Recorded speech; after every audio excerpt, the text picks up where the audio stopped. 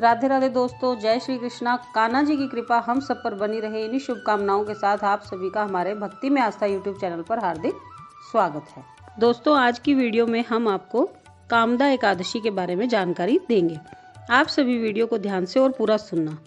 Video को सुनने के बाद यदि आप हमारे चैनल पर नए हैं तो चैनल को सब्सक्राइब कर लीजिए, लाइक और ज़्यादा से ज़्यादा शेयर भी कर दीजिए, ताकि सबका कल्याण हो सके और राम नाम के हीरे मोती हर गली में बिखेरे जा सके। दोस्तों, बेल आइकन भी प्रेस कर देना ताकि चैनल पर पोस्ट की गई हर नई वीडियो की नोटिफिकेशन सबसे पहले आपको मिल सके। चलिए वीडियो को शुरू करते हैं। कामदा एकादशी, जैसा कि नाम से ही स्पष्ट होता है, कामनाओं को पूरा करने वाली तिथि।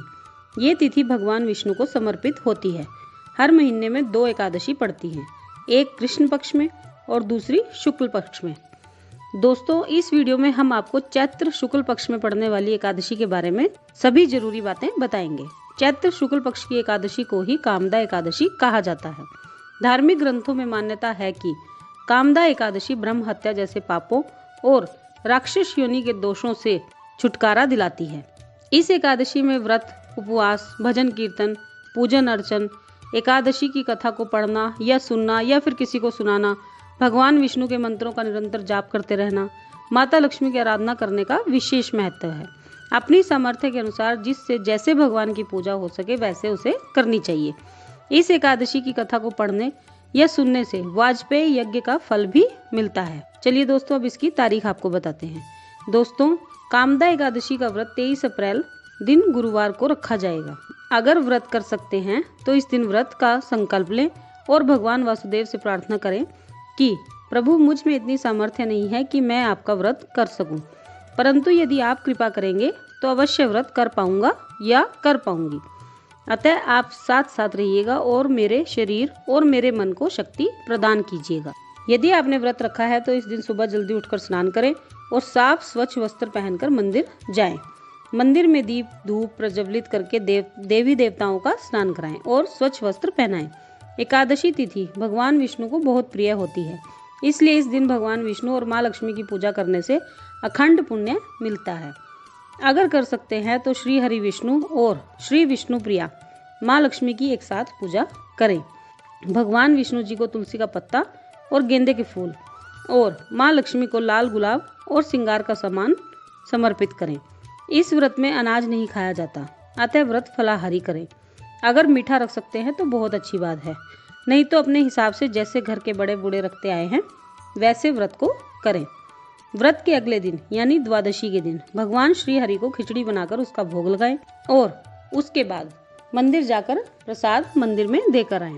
फिर स्वयं भी अन्न ग्रहण कर लें। अगर व्रत नहीं कर सकते तो केवल मानसिक रूप से भी भगवान लक्ष्मी नारायण का ध्यान करने से और सारा दिन उनके मंत्रों का जाप करने से भी बहुत अधिक पुण्य प्राप्त होता है।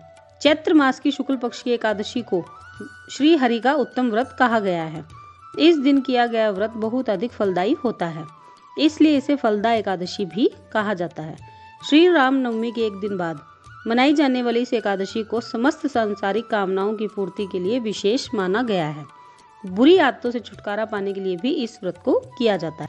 इस व्रत में भगवान की पूजा करने के लिए एक थाली लें, उसमें पंचामृत, तिल, फल फूल, धूप दीप, मिठाई, दक्षिणा इत्यादि सामान रखें और प्रभु का पूजन करें। यदि पति और पत्नी दोनों एक साथ श्री हरि का भजन कीर्तन, रात्रि जागरण, मंत्र जाप, विष्णु सहस्त्र नाम का पाठ, लक्ष्मी मैया के मंत्रों का जाप एक साथ बैठकर करते हैं तो भगवान पद्मनाभ और माता लक्ष्मी एक साथ स्थायी रूप से उनके घर में निवास करने के लिए आ जाते हैं और पूरे घर परिवार पर अपनी कृपा बिखेरते हैं। चलिए दोस्तों, अब कथा सुनाती हूँ। धर्मराज युधिष्ठिर कहने लगे कि हे भगवान, मैं आपको कोटि कोटि नमस्कार करता हूँ। अब आप कृपा करके चैत्र शुक्ल एकादशी का महात्म्य कहिए। श्री कृष्ण कहने लगे कि हे धर्मराज, यही प्रश्न एक समय राजा दिलीप ने गुरु वशिष्ठ जी से किया था और जो समाधान उन्होंने किया वो सब मैं तुमसे कहता हूँ। श्री कृष्ण बोले, प्राचीन काल में भोगीपुर नामक एक नगर था। अनेक ऐश्वर्यों से युक्त पुंडरीक नामक नाम का एक राजा राज्य करता था। भोगीपुर नगर में अनेक अप्सरा, किन्नर तथा गंधर्व वास करते थे। उनमें से एक जगह ललिता और ललित नाम के 2 स्त्री पुरुष अत्यंत वैभवशाली घर में निवास करते थे। उन दोनों में अत्यंत स्नेह था। यहाँ तक कि अलग अलग हो जाने पर दोनों व्याकुल हो जाते थे। एक दिन पुंडरीक की सभा में अन्य गंधर्वों सहित ललित भी गान कर रहा था। गाते गाते उसको अपनी प्रिय ललिता का ध्यान आ गया और उसका स्वर भंग हो गया, जिसके कारण गाने का स्वरूप बिगड़ गया। ललित के मन के भाव जानकर कारकोट नामक नाग ने पद भंग होने का कारण राजा से कह दिया। तब पुंडरीक ने क्रोध पूर्वक कहा कि तू मेरे सामने गाता हुआ अपनी स्त्री को स्मरण कर रहा है, अतः तू कच्चा मांस और मनुष्यों को खाने वाला राक्षस बनकर अपने किए कर्म का फल भोग। पुंडरीक के श्राप से ललित उसी क्षण महाकाय विशाल राक्षस हो गया। उसका मुख अत्यंत भयंकर, नेत्र सूर्य चंद्रमा की तरह प्रदीप्त तथा मुख से अग्नि निकलने लगी। उसकी नाक पर्वत की कंदरा के समान विशाल हो गई और गर्दन पर्वत के समान लगने लगी। सिर के बाल पर्वतों पर खड़े वृक्षों के समान लगने लगे तथा भुजाएं अत्यंत लंबी हो गई। कुल मिलाकर उसका शरीर 8 योजन के विस्तार में हो गया। इस प्रकार राक्षस होकर वह अनेक प्रकार से दुख भोगने लगा। जब उसकी प्रियतमा ललिता को यह वृतांत मालूम हुआ तो उसे अत्यंत खेद हुआ और वह अपने पति के उद्धार का यत्न सोचने लगी। वह राक्षस अनेक प्रकार से घोर दुख सहता हुआ घने वनों में रहने लगा। उसकी स्त्री उसके पीछे पीछे जाती और विलाप करती रहती। एक बार ललिता अपने पति के पीछे घूमती घूमती विंध्याचल पर्वत पर पहुंच गई, जहां पर श्रृंगी ऋषि का आश्रम था। ललिता शीघ्र ही श्रृंगी ऋषि के आश्रम में गई और वहां जाकर विनीत भाव से प्रार्थना करने लगी। उसे देखकर श्रृंगी ऋषि बोले कि हे सुभगे, तुम कौन हो और यहाँ किस लिए आई हो? ललिता बोली कि हे मुने, मेरा नाम ललिता है। मेरा पति राजा पुंडरीक के श्राप से विशालकाय राक्षस हो गया है। इसका मुझको महान दुख है। उसके उद्धार का कोई उपाय बतलाइए। श्रृंगी ऋषि बोले, हे गंधर्व कन्या, अब चैत्र शुक्ल एकादशी आने वाली है, जिसका नाम कामदा एकादशी है। इसका व्रत करने से मनुष्य के सब कार्य सिद्ध हो जाते हैं। यदि तू कामदा एकादशी का व्रत कर उसके पुण्य का फल अपने पति को दे देगी तो वह शीघ्र ही राक्षस योनि से मुक्त हो जाएगा और राजा का श्राप भी अवश्यमेव शांत हो जाएगा। मुनि के ऐसे वचन सुनकर ललिता ने चैत्र शुक्ल एकादशी आने पर उसका व्रत किया और द्वादशी को ब्राह्मणों के सामने अपने व्रत का फल अपने पति को देती हुई भगवान से इस प्रकार प्रार्थना करने लगी, हे प्रभु, मैंने जो यह व्रत किया है इसका फल मेरे पतिदेव को प्राप्त हो जाए, जिससे वह राक्षस योनि से मुक्त हो जाए। एकादशी का फल देते ही उसका पति राक्षस योनि से मुक्त होकर अपने पुराने स्वरूप को प्राप्त हुआ।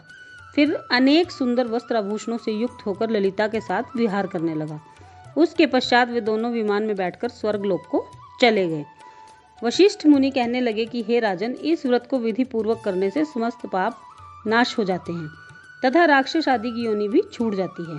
संसार में इसके बराबर कोई और दूसरा व्रत नहीं है। इसकी कथा पढ़ने या सुनने से वाजपेयी यज्ञ का फल भी प्राप्त होता है। तो दोस्तों, ये थी कामदा एकादशी के बारे में पूरी जानकारी। आप भी इस पवित्र तिथि पर व्रत, पूजन, मंत्र जाप आदि करके पुण्य के भागी बनिए। आज की वीडियो में बस इतना ही। कल फिर मिलते हैं एक और नई वीडियो के साथ। तब तक के लिए स्वस्थ रहिए, मस्त रहिए और कोरोना वायरस के प्रकोप से बचे रहिए। घरों में रहिए और ज़्यादा से ज़्यादा सामाजिक नियमों का पालन कीजिए। इसी के साथ आप सभी को मेरी राधे राधे, जय श्री कृष्णा, जय माता।